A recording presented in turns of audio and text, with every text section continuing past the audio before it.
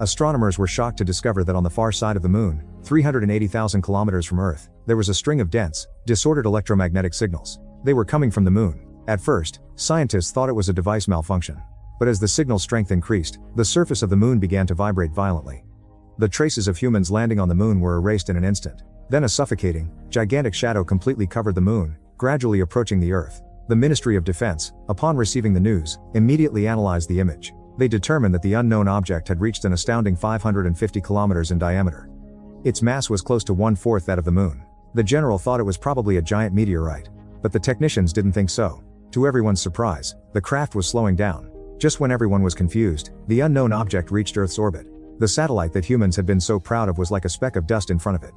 However, the strange thing was that the object didn't head straight for Earth, but stopped in position at Earth's orbit. Then, like cell division, it released a smaller disk about 15 kilometers in diameter. The disks were expected to enter the atmosphere within the next 25 minutes.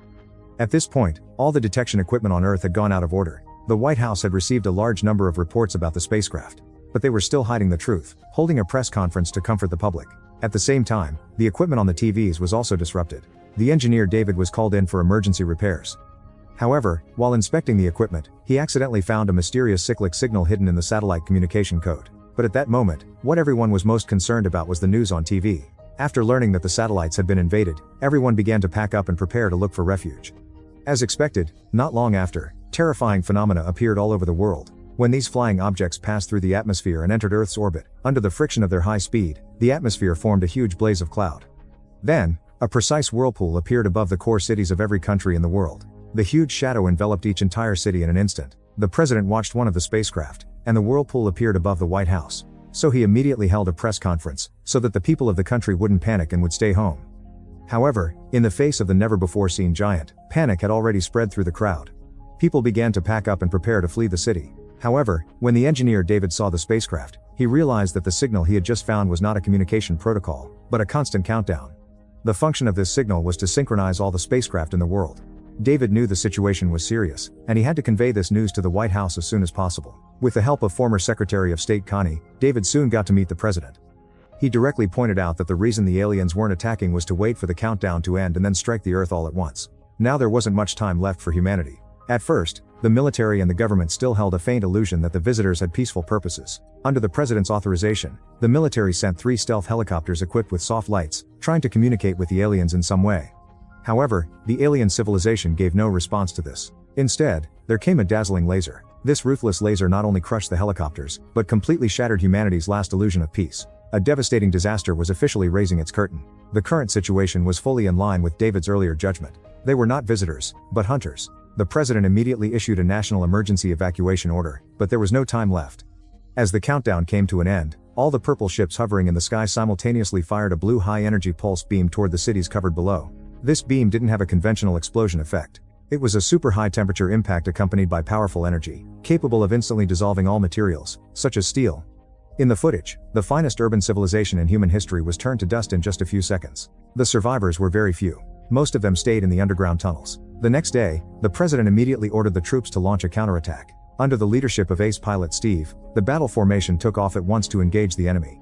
When they approached the alien spaceship, the group of aircraft fired a dense barrage of missiles without hesitation, enough to make anyone think it was the end. All the attacks were easily blocked by the ship's energy shield.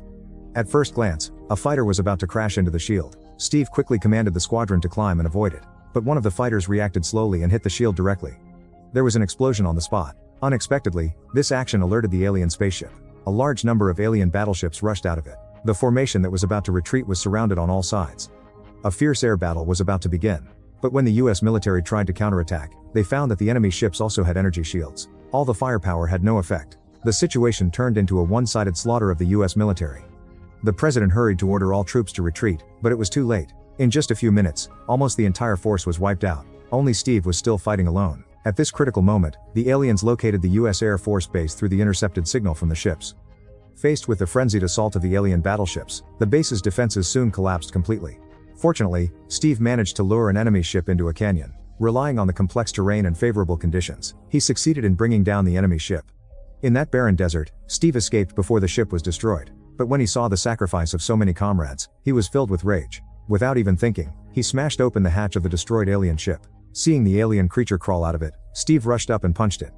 Then he dragged the alien across the desert using a parachute. Along the way, he happened to meet a retreating fleet, so he caught a ride back to the secret military base. And this is the secret base where the US researches alien civilization, the famous Area 51, long the subject of rumors. At that moment, the president and senior military officials had already gathered there. When they saw all kinds of mysterious objects in the base, even the president was shocked. It turned out that 40 years earlier, they had secretly acquired an alien flying craft. But after 40 years of research and exploration, scientists still couldn't crack its core technology. They had studied for 40 years without any progress, because they had locked themselves in an ivory tower. If it weren't for this disaster, which forced everyone to share information, humanity might never have known what the enemy looked like. Just when everyone was at a loss, Steve rushed back with a live alien biological sample. The excited research team immediately began the dissection, hoping for a breakthrough discovery. A sudden movement startled everyone. Fortunately, it was just a false alarm. After they continued the dissection, the alien's true appearance was slowly revealed. At that moment, the alien's finger suddenly twitched slightly. The scientists, fully focused on their research, didn't notice the crisis at all. They just saw the alien fiercely open its eyes and stare at the doctor beside it. The moment the doctor turned his head and looked at it, he felt a mental impact on his brain. The alien slowly straightened up and began to attack the people in the lab. When the senior military officials arrived at the scene, the entire lab was completely engulfed in smoke. The president cautiously approached to check the situation. An officer wanted to save the doctor, but was stopped by the general. They didn't realize until they saw the wrinkle on the doctor's neck that he had been controlled by an alien. As the smoke slowly dispersed, the alien's true appearance was finally revealed. The president seized the opportunity to try to communicate with the alien. As soon as the smoke disappeared, the alien launched a mental attack. The president immediately clutched his head in great pain. The general noticed something was wrong and immediately ordered everyone to fire. After this mental confrontation, the president accidentally sensed the alien's true purpose. Afterward, the officer drew his gun and fired several times, until it was confirmed that the alien was completely lifeless. The president finally decided to use nuclear weapons to counterattack. With a B-2 bomber carrying a nuclear bomb, he launched the strike. As soon as the pilot received the order, he immediately fired the nuclear bomb. The bomb hit the target precisely. Just when everyone was cheering, news came that left everyone in despair. The alien spaceship was in perfect condition. In the face of such power, humanity seemed to have no way out. Feelings of despair enveloped everyone. David turned to alcohol all day long to numb himself. Overwhelmed with helplessness, he kept blaming himself for doing nothing. Until, after listening to his father's words, he suddenly understood what needed to be done. It was a flash of genius. David was struck with inspiration, to use a virus to break through the defense. He immediately gathered all the researchers present. In front of everyone, he placed a small can on the wrecked alien spaceship. He challenged the officer to hit that soda can sitting on top of the alien craft with a shot. The officer pulled the trigger and fired the first bullet. The bullet was deflected directly by the outer protective barrier. Everyone present was shocked. After David inserted the programmed virus into the device, the officer pulled the trigger again. The bullet fired this time hit the can successfully. The alien's outer protective barrier failed completely. David's plan had worked.